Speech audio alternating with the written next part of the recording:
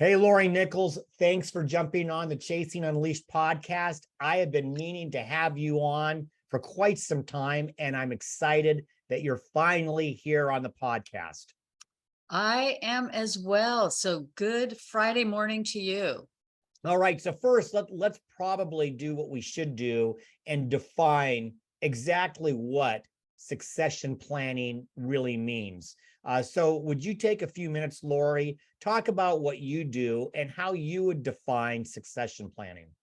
So when I think about succession planning, I think about it, or I kind of look at it through this lens of not just selling a business if you're a business owner.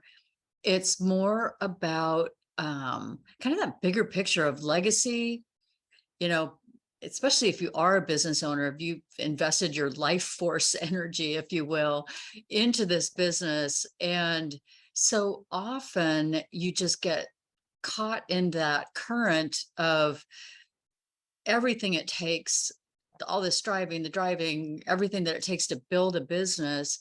And you're just putting that one foot in front of the other, and you're not thinking about what's next for the business, much less yourself. And so when it comes to succession planning, it is thinking about, you know,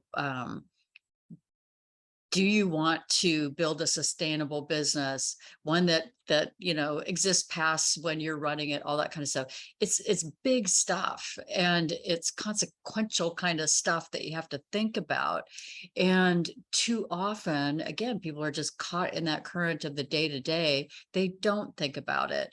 And or I've worked with a lot of business owners where they just think that they'll expire with their hands on the steering Right, wheel, and right. that doesn't work either.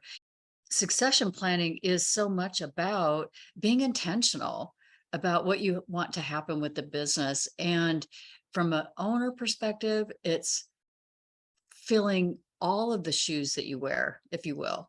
It's like you're running the business. You may be the rainmaker in terms of bringing in clients, all that kind of stuff. But it's thinking that somebody has to fill your shoes in all of it, whether Right. you sell or whether you kind of raise somebody up internally. And from that team member perspective, it's, being so clear on what you want for your own self, your career, your life, that you can be, I'm going to use the P word, you could be a good partner to either the ownership or the leadership of the company to be thoughtful about how we'll navigate a way forward. And it's being so clear about what you want for yourself, not at anybody else's expense. I always think in terms of win, like real win-win. Mine is not at your expense, and yours is not at mine. But how can we work together more effectively, especially in smaller privately owned companies? And small, you can define that a lot of ways, but it's like really everybody starting to be a leader in the process by leading themselves first, whether you're the owner, whether you're a next generation potential owner, or you're just a committed team member. Is you lead yourself by thinking about, what do I want? What do I need? And then it's having courageous conversations around, what does that mean for us collectively? Yeah, so really, if I were to kind of maybe boil it down, it's really strategic planning for the future. It's strategic planning. And that's what people like when you boil it down that way. I think a lot of people in business, that sounds right.